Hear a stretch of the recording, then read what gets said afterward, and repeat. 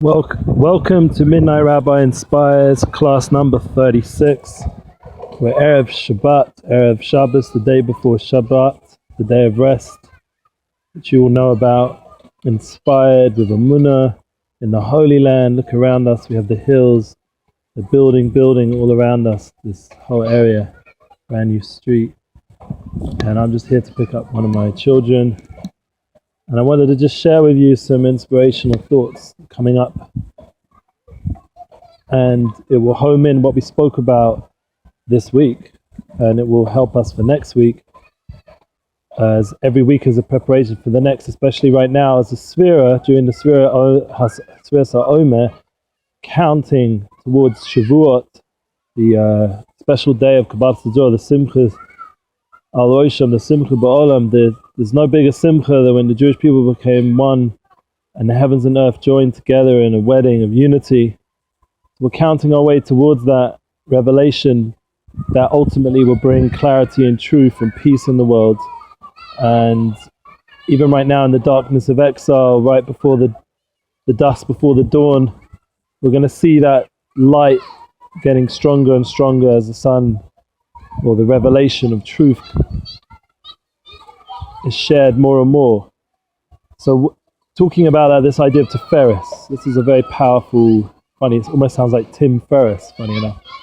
But it could be that he was spot on with this point, being that his name is close to the word Tiferes. I don't know, it depends how Chassidish you are. But the point is that Tiferes means beauty, harmonization, rachamim. It's a Sefirat Elyon, it's one of Hashem's ways of expressing himself in the world.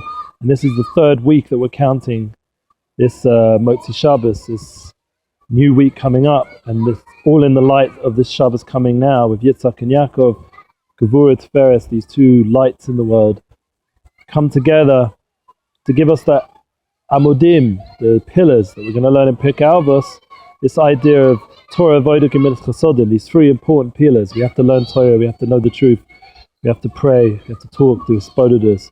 Right now in the hills of Eretz Yisrael, we can speak to Hashem, but we can speak to Hashem anywhere, under our bed covers, whatever it is. Speak to Hashem on the bus, speak to Hashem while we're working. You can always speak to Hashem, Hashem's always there, always be doing Avodah. And then we have Gemilas Chasodim, the kindness. But right now we're holding to the level of truth. Truth. What does truth guide us towards? What does Torah guide us towards? What is the idea of Tiferes? How does it guide us towards how we can become more inspired, Emunah people that, like Rav Dror is saying so passionately right now, he's in Canada, he's going to be around in America, in the US, he's drawing out this idea that we're getting ready for Geulah, and he wants to bring Geulah with Emunah. So one of the important things that truth brings us to is to know what our priorities are. We spoke about it last week, the previous week, of proactiveness, of kindness, doing kindness. But then there's this concept of mission statement, of knowing what our roles and what our goals and what we're here to do, how to get that energy flow into our life the right way that we can really function in the most focused way. Even I saw Trump himself realize that was his downfalls in history, was when he lost his focus. That's really the key, is to keep focused on what we're here for. And I'm trying to keep focused right now on what my priorities are. And why is that so important? Because then it comes, like we said, Tim Ferriss and these other inspirational people out there, is the idea of knowing what to do with our time properly, how to prioritize our time. And if you come, lahavdil, to the Siddiqim, because people are asking me, how can you bring these two worlds of Siddiqim, righteous people, with the inspirational speakers? How can you bridge such a world? There is a bridge. I'm not going to get into it now. Someone even called me about it. And thank God he kept it private. So it's a private discussion between him and I. I don't want to go public about this. But the main point is that the Siddiqim have the power to really focus in on what does Hashem want. What does Hashem, he's given us this gift, this life.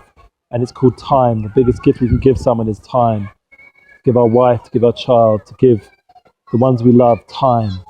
And that's why Stephen Covey really got it down with family first.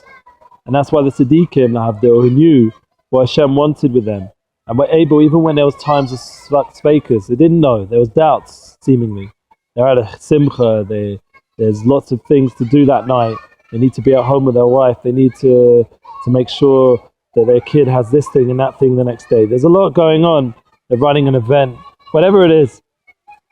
On this new week, I'm going to be busy. That's why I'm not recording this on Sunday. I'm going to be training and hopefully moving up into a training opportunity. And that's the idea that with work and with it, Shtadlus, we're making an effort to create a kli, to have betochen in the one who gives us all this wealth. By prioritizing, we know what to do with our time in the most effective way. And that's where you get to this whole idea of time management. But the key is to really know what your priorities are and to focus on those priorities, not allow seemingly external circumstances or extreme circumstances, or let's say more clearer, like the way Stephen Covey says, that when emergencies start to influence your daily life, then you start to lose your focus and you're no longer doing what's priority. And that's, God forbid, a way a person can start to fall into difficult times.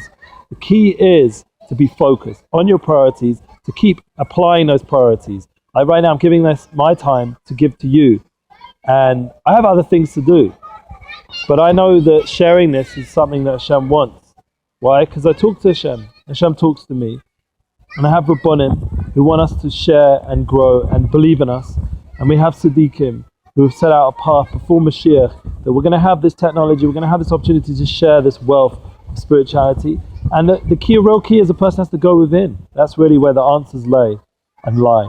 And if you look at all these successful people out there in terms of the general world, the wide world, they themselves gave a lot of time to find out what their priorities are. They sat and reviewed their mission statements. They worked out their priorities and they made sure to keep to that in their daily schedule. It sometimes gets tested, but that's where you really find out what your priorities are. You really find out that family is first. Family has to be first. Your family has to come first. You hear that? You have to really make that first. We don't need any more divorces. Why is there no divorce of Gerushin, gets during the Kodesh of Iyar? Why? I heard a beautiful vort from Moshe Weinberg. It's not a vort. It's actually something to apply and live by. We have these 7 weeks that we're working on ourselves, and 4 of those weeks come out during the month of Iyar that we're blessing this weekend. It should be a good benched month, blessed month of all the good things. And this has a power of refuah and healing. It's also the sun has a power. It's shining on me right now, a power of healing.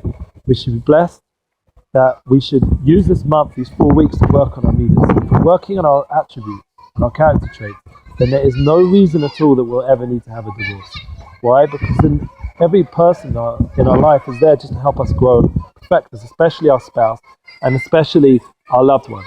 So if we prioritize them and we realize that they're just shlichim, they're just agents from Hashem, from God, to help us grow. Our boss is there to help us grow. Our colleagues are there to help us grow. They help us work on ourselves to become better people. Then we don't need to quit anything. We just constantly work on ourselves and grow. Even this Jim Boy, or whatever his name is, the one who helps Tony Robbins, Jim Rohn, sorry, he was someone who constantly I heard say about this self-work. And this was something going on 40 years. And the Muslim movement, hundreds of years ago, already brought this out. The importance of working on yourself. But this is the idea of being truthful. This is the Torah. It brings us to a truthful way of looking at life. And with that truth, we'll be able to be like Yaakov Avinu, who was able to go through the Star Geulah bottom, to bring up his children the right way, and to be able to even have 4 families and make whole tribes come to the level of Shema Yisrael, Hashem Elokeinu Hashem Echad, where he brought unity and achdus in the world. He was able to bring all the different aspects together. We should be blessed as we're in this windy day in the Holy Land. And Erev Shabbat of Parshas Kedoshim, to be holy, and coming up the new Parsha of Emor, that then we can start to have the Kohanim, which I'm a Kohen, have the priestly nation, to know the times, have the Moedim, to be focused on what does Hashem want us in the times, to know that there's a Pesach, there's a Shavuot, there's a Sukkot, and these are 3 pillars during the summer months of what we're meant to have a connection to. And even in the middle where there's Tisha B'Av, hopefully this year will be a time of Mashiach, be a time where Hashem will have mercy, and we ourselves will have mercy. Rachamim is Sefirat. This idea, we'll have mercy on people who have less. We'll help them financially, we'll help them emotionally, we'll help them spiritually, we'll help them with dedication and giving them time. And that's the key. Then we'll have time for everything we need to do if we have the focus and on the truth of what life's about. And Hashem will help us with Emunah to really achieve all these things, to make it reality. and that will build this bias. The bias is the third level of Yaakov. The bias Beis Hamikdash is a house. So really, every marriage is an opportunity to make that Beis Hamikdash in your home, and that will bring us the final Geulah of each of our families coming together with the bias Shlishi, the third Beis Hamikdash, the Midnightrabbi.